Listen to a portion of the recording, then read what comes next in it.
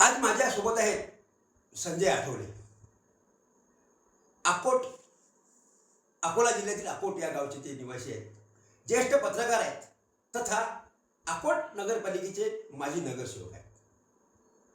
पत्रकारिता आणि राजकारण या दोन्ही क्षेत्राशी संबंधित असणारे संजय आठवले यांना अलीकडे अकोट शहरामध्ये जो काही अकोट विकास आघाडीचा जो प्रोग्राम आमदारांनी केला होता त्या अनुषंगानं आपल्याला त्यांना माहिती घ्यायची आहे. संजयजी, आपल्या अकोट शहरामध्ये निवडणूक झाली नगरपालिकेची. या नगरपालिकेमध्ये तुमच्या स्थानिक आमदारांच्या वतीने भारतीय जनता पक्षाचे पॅनल मोठं उभं होतं आणि या पॅनलमध्ये किंवा इतरही उमेदवार उभे होते, वाठा वगैरे वगैरे. मोठ्या प्रमाणात रणधुमाळी झाली आणि या रणधुमाळीमध्ये भाजपाचे नगरसेवक म्हणजे नगराध्यक्ष उमेदवार आला पण पुरेसं संख्याबळ आला नाही. असं असताना मध्यंतरी अकोट विकास आघाडी या नावाचं जे काही एक पॅनल उभं झालं होतं आणि त्याच्यामध्ये अलीकडे MIMशी युती झाली होती भारतीय जनता पक्षाने आणि MIMशी युती झाल्याबरोबर राज्यभर तुमच्या अकोट शहराची चर्चा झाली आणि ज्यामध्ये तुमच्या आमदारांना भाजपाच्या प्रदेशाध्यक्षाकडून एक पत्र आलं आणि त्यामध्ये त्यांनी जे काही केलं त्याच्यावर विचारणा करण्यात आली आणि त्या अनुषंगानं कारवाई सुद्धा होणार आहे असं सांगितलं गेलं आहे. तुम्हाला काय सांगते? गोष्ट अशी आहे की मागील वेळेला अकोट नगर परिषदेवर भाजपाची एक हाती सत्ता होती. बरं. म्हणजे भाजपाचे बहुमताकरता 17 नगरसेवक लागणार होते. ते 17 नगरसेवक त्यांच्या हातात होते आणि नगराध्यक्ष त्यांचाच आला होता. बरं. ह्या वेळेला जी निवडणूक झाली या निवडणुकीमध्ये मात्र त्यांचा टक्का घसरला. म्हणजे यावेळेला फक्त 11 नगरसेवक त्यांचे आले आणि नगराध्यक्ष आला परंतु नगराध्यक्षाचं मताधिक्यही घटलं. बरं. त्यांचं मताधिक्य कमी झालं. म्हणजे आता याच्यावर एक लक्षात येतं की ज्या पद्धतीनं दर्यापूरकरांनी त्यांना अक्षरशः नाकारलं, बरोबर, आमदार भासाकडे यांना, त्या पद्धतीनं अकोट शहरामध्येही त्यांच्याबद्दल थोडीशी नाराजी आहे आणि त्यामुळे त्यांची जी काम करण्याची जी प्रवृत्ती आहे आणि त्यांच्या वर्तनाची जी वाटचाल आहे त्या वाटचालीमुळे अनेक लोक दुखावलेले आहेत आणि त्यामुळे त्यांना याचा फटका त्यांना बसलेला आहे. परंतु या सगळ्या याच्यामध्ये जे इतर लोक आहेत म्हणजे इतर जे पक्ष आहेत त्या पक्षांना सुद्धा अकोटकरांनी थोडं बहुत दिलेलं आहे. बरोबर. म्हणजे आपण जसं काय प्रसाद वगैरे जेव्हा देतो तेव्हा प्रसाद संपल्यानंतर मग असं आपण हात झटकतो आणि काही शिंतोडे इकडे तिकडे उडतात तशा पद्धतीने अकोटकरांनी प्रत्येक पक्षाला असे शिंतोडे उडवीत त्या पद्धतीचं मतदान केलेलं आहे. म्हणजे आता सांगायचं जर झालं तर भाजप 11, काँग्रेस 6, MIM 5, उबाठा प्रहार 3, उबाठा 2, वंचित 2, अजित पवार गट 2, शरद पवार गट 1, शिंदे गट 1, अशा पद्धतीचं सर्वांना अशा पद्धतीचं मतदान दिलं आणि काय झालं की यावेळेला 35 वाढ होते परंतु एका जागी एका उमेदवाराचा मृत्यू झाल्यामुळे तिथली निवडणूक रद्द झाली. म्हणजे 2 कमी होते म्हणजे 33 लोक आणि 33 लोक भाजपने उभे केले होते आणि 33 लोक काँग्रेसने उभे केले. तर अशा माध्यमात त्यांना अशा मी ज्या पद्धतीने आता वर्णन केलं त्या पद्धतीने त्यांना मताधिक्य मिळालं. दर्यापुरामध्ये तुम्ही सांगितलं की दर्यापुराकरांनी सुद्धा नाकारलेलं आहे. स्वतःची पत्नी त्या दर्यापूरमध्ये त्यांनी नगराध्यक्षासाठी उभी केली होती. खरं म्हणजे ते दर्यापूरचे आहेत आणि माझ्या माहितीप्रमाणे 5 ते 6 टर्म ते विधानसभेचे सभासद करतात. असं असतानाही या आमदारांना स्वतःच्या पत्नीबद्दलच काय एवढं आकर्षण वाटतं? नाही, कसं असतं प्रत्येकाला असं वाटतं की जेव्हा आता आपल्याला काहीतरी मिळते तर जेव्हा मिळते तर ते आपल्या सकट आपल्या घरादारातल्या सर्वच लोकांना मिळालं पाहिजे. म्हणजे अगदी या अगोदर सुद्धा त्या नगराध्यक्ष होते ना दर्यापूर शहरात. हो ना. पण मग त्याच्यात ती हाव जी वाढत जाते ना ती हाव वाढत गेल्यामुळे हे माझंच, हे माझ्या मुलीचं, हे माझ्या मुलाचं, हे माझ्या सुनेचं, हे माझ्या म्हणजे असं त्यांची हाव जी वाढत जाते आणि त्या हाव वाढल्यामुळे त्या लोकांना असं वाटतं की साहजिक आपल्याकडे सगळे सत्ताधीश आपणच असलो पाहिजे आणि सत्ताधीश आपण असलो म्हणजे सगळी कामं आपलीच होती. आपलेच व्यक्ती तिथे राहतील, तेच लोक ठराव मंजूर करतील, तेच लोक आपल्याला मतदान करतील, हा त्याचा खाक्या असतो आणि त्यामुळे त्या पद्धतीने त्यांनी ते आपल्या पदरात पाडून घेण्याचा प्रयत्न केला होता. परंतु ती पद्धत दर्यापूरकरांनी नाकारली. त्यांना ती गोष्ट आवडली नाही. त्यांना असं वाटलं की हे प्रत्येक ठिकाणी असेच करतात आणि मध्यंतरी त्यांनी म्हणजे ते अकोटला उभे असताना मागच्या विधानसभेच्या वेळेला त्यांनी ते बुंदेले त्यांना काय गरज होती उभं करायची. त्या बुंदेले म्हणजे बळजोरीने उभे करायचं याच्यासाठी की पुढच्या वेळेला जर असं काही जर झालं तर माझा मतदारसंघ कुठे जाऊ नये आणि पुढच्या वेळेला माझी बेगमी व्हावी, मी तिथे पुन्हा निवडणुकीसाठी उभं राहावं, त्यासाठी जागा त्यांनी करून ठेवली बुंदेलीच्या रूपाने. परंतु ती दर्यापूरकर लोकांना आवडली नाही, त्यांनी त्याच्यात त्यांना पराजित केलं. त्याच्यामुळे त्यांना अशा पद्धतीने पराजित केलं. पण गोष्ट अशी आहे की हे सगळं जरी झालं असलं तरी अकोटकरांना काय म्हणावं हा मोठा प्रश्न आहे. म्हणजे यांची बुद्धी गहाण ठेवलेली आहे की या लोकांना गुलामगिरीतच राहायचं आहे, हा मोठा प्रश्न पडलेला आहे. कारण त्यांनी नाकारलं असलं, त्यांनी जर त्यांच्या दोन्ही लाथा यांच्यावर झाडल्या असतील तरी अकोटकरांनी मात्र त्यांना भरभरून दिलेलं आहे आणि त्यांना अजूनही डोक्यावर घेत आहेत. त्याचं ताजं उदाहरण म्हणजे की अकोटचे जितके काही सगळे लोक निवडून आले ते लोक निवडून येण्याच्या पूर्वी म्हणजे निवडून आल्यानंतर जेव्हा कोणाचे किती लोक निवडून आले हे जेव्हा पाहिलं तेव्हा ते पाहिल्यानंतर काँग्रेसच्या वतीनं एक प्रयोग झाला. आणि तो प्रयोग असा झाला होता की भाजपचे 11, राष्ट्रवादी शरद पवार अजित पवारचे 2 आणि म्हणजे 13 लोक, 11 आणि 2 13, हे 13 लोक वगळून बाकीचे सगळे जे लोक आहेत ते 21 लोक, ते सगळे लोक एकत्रित करायचे आणि ते एकत्रित केल्यानंतर पूर्ण बहुमत आपल्या ताब्यात येईल. ते बहुमत आपल्या ताब्यात आल्यामुळे काय होईल की नगरपालिकेचा जो खालचा सगळा तबका आहे तो आपला राहील, उपाध्यक्ष आपला राहील, म्हणजे स्वीकृत सदस्य आपले राहतील, सभापती आपले राहतील आणि ठराव जे असतील ते आपण घेऊ. आणि ज्या आमदारांना आपल्या पुढे उभं राहून म्हणावं लागेल की अरे भाऊ माझा तो तेवढा ठराव पास करून द्यावं. परंतु आता परिस्थिती अशी झाली की ही सगळी मंडळी स्वतःवरून चढाओढीनं सगळ्यात पहिले तर एमआयएम धावत गेली. एमआयएम धावत गेली, त्याच्यानंतर उबाटा धावत गेली आणि हे धावत गेल्यामुळे बाकीचे लोक सगळे धावत गेले. म्हणजे धावत गेले की यांना आमदारांनी आपल्याकडे काही प्रलोभन वगैरे दिल्या गेलं, तुम्ही म्हणताय धावत गेले. आमदारांनी सगळ्यात पहिले काय केलं की आमदारांची एक अशी 4 लोकांची चांडाळ चळवळी आहे. बरं, ते चांडाळ चळवळी कुठेही जाते, कोणाकोणाशी बोलते, काय पद्धतीने करते. आपलं उंदीर जसे पोखरतात ना तसे पोखरत राहतात आणि ते पोखरत राहून मग त्या खबरा त्या आमदाराकडे घेऊन पोहोचवतात. मग आमदार त्या पद्धतीने आपले माणसं पाठवून त्या लोकांना आपल्याकडे आकर्षित करण्याचा प्रयत्न करतात. त्या पद्धतीने आता हे ते केलं आणि ते केल्यानंतर मग हे सगळे लोक यांच्याकडे धावत आले. आता धावत आल्यानंतर याच्यामध्ये एमआयएम मोठा घटक होता, म्हणजे 5 लोक होते आणि एमआयएम जर काँग्रेसकडे धावत आली असती आणि तर त्यांच्या पाठोपाठ बाकीचे लोक आले असते तर काँग्रेसचं तिथं 20 लोक त्यांचे झाले असते आणि सगळे सत्ता खालची जी आहे मोठा विरोधी ती काँग्रेसच्या हातात आली असती.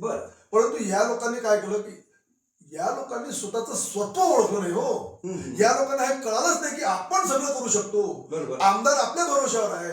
हे समजायला लागले हे लोक की आमदाराच्या भरोशावर आपण की ज्या आमदाराला त्यांच्याच गावाच्या लोकांनी तिथून हाकलून दिलं, अक्षरशः असं म्हणा की दर्यापुरातून त्यांना हाकलून दिलं आणि अकोटकरांनी मात्र त्या डोक्यावर घेतलं. आणि हा जो प्रकार घडलेला आहे त्यामुळे हे आमदाराचं ते काय म्हणतात ती ऊर्जा वाढली ना. आमच्या असं वाटायला लागलं ना की दर्यापुरांना मला हाकलून दिलं तर काय झालं, कारण अकोटकरांनी मात्र त्यांच्या डोक्यावर मी बसतो ना आणि हे सगळे माझ्या सोबत आहेत ना.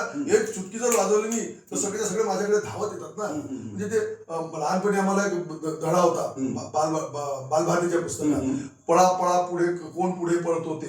म्हणजे त्याच्यात एक कोंबडीचं पिल्लू जात असते, रस्त्यावर जाते आणि ते एक झाडाचं पान तिच्या पाठीवर पडतं. मग त्या पिलाला असं वाटतं की आपल्या पाठीवर आभाळ कोसळलं म्हणून ते पळायला लागते. दुसऱ्या त्याला विचारतो काय झालं, तू काय धावतो, तो म्हणून माझ्या अंगावर आभाळ पडते कोसळते. तो म्हणतो चला पळा अंगावर आभाळ पडते. अशी त्यांच्या मागे एक लाईन लागून जाते अशी धावता. तशी लाईन या लोकांनी लावली. कारण या लोकांना स्वत्व काय आहे, आपण काय आहोत, आपण काय करू शकतो या गोष्टीची त्यांना तमास नाही, कल्पनाच नाही. हे जरी असलं तरी अकोटमध्ये जे काही एमआयएम पक्ष आहे, या एमआयएम आणि भाजपाची जेव्हा युती होत्या किंवा हा तुमचा जो अकोट विकास समितीची किंवा अकोट विकास मंच जे तयार झाला होता, याची माहिती जेव्हा पक्षाच्या वरिष्ठांपर्यंत पोहोचली तेव्हा पक्षाच्या वरिष्ठांनी किंवा या अनुषंगाने जेव्हा चर्चा झाल्या राज्यभर तेव्हा आमदारांना या पक्षाकडून नोटीस दिली गेली आणि या नोटिशीमध्ये त्यांना कारणे दाखवायला विचारलेलं आहे. आणि मध्यंतरी तुम्हाला माहित आहे की अकोट शहरामध्ये काही अनेक भाजपाच्या निष्ठावंत कार्यकर्त्यांना आमदारांनी त्यावेळेस विधानसभेच्या निवडणुकीला पक्षातून निलंबित केलेलं आहे. त्यावेळेस त्यांना काही असं कारणे दाखवा नोटीस आली नाही. मग त्या कार्यकर्त्यांच्या बाबतीत काय सांगते? त्या कार्यकर्त्याच्या बाबतीत हे झालेलं आहे की ते कार्यकर्ते सामान्य कार्यकर्ते होते. हे आमदार होते हा. आणि कोणत्याही पक्षाला आमदाराची गरज असते. बरोबर. त्याच्यामुळे आमदाराचा जो अहंकार आहे तो अहंकार कुरवाळायचा. नाही नाही, निश्चितच 5-6 टर्म ते आमदार असल्यामुळे सत्तेमध्ये आणि सरकार सध्या असल्यामुळे त्यांना कारणे दाखवावी दिली जाते. आणि आमदारांनी सांगितलं की नाही यांनी आमच्या विरोधात काम केलं, पक्षाच्या विरोधात काम केलं वगैरे वगैरे, त्यामुळे यांना निलंबित करा. त्यामुळे प्रचंड मोठा रोष बरेचसे कार्यकर्ते, चिखले असतील, त्या महिला तुमच्या कार्यकर्त्या असतील, ह्या मुंबईपर्यंत गेल्या, नागपूरपर्यंत गेल्या. मग त्यांना सुद्धा काहीतरी न्याय देणार होते, पण त्यांना न्याय मिळालेला नाही. आणि त्यामुळे मध्यंतरी ते सर्व लोक नगरपालिकेमध्ये आमदारांना एक आव्हान केलं आणि त्याच्यामुळे कदाचित आमदारांचाही मताधिक्य घटलं काय. हो, हे म्हणजे केवळ त्याच एका गोष्टीमुळे नाही. बरं. आमदार अतिशय विचित्र. हो, हे म्हणजे केवळ त्याच एका गोष्टीमुळे नाही.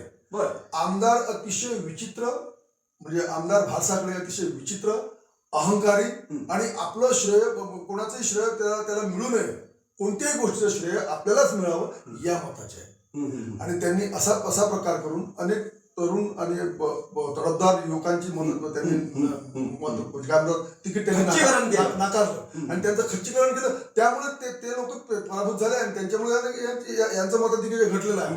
17चे जे 11 झाले हे त्याच्यामुळेच घडलेलं आहे. म्हणजे एकंदरीत अकोट शहर भारतीय जनता पक्षाच्या पाठीशी आहे असं दिसून येतं. कारण मागील 5 वर्षात त्यांची सत्ता होती, आजही होती, पण फक्त आमदारांचा हा हेकोटपणाच, आमदार हेकोटपणा की आमदाराचा किंवा नाही मी म्हणजे तेच मी म्हणजे याच्यामुळे मताधिक्य भारतीय जनता पक्षाचं घटलं असं म्हणता येईल तुम्हाला. हो, त्याच्यामुळे घटलं. म्हणजे ते फार तडफदार पोरं होते, कामं करणारे पोरं होते.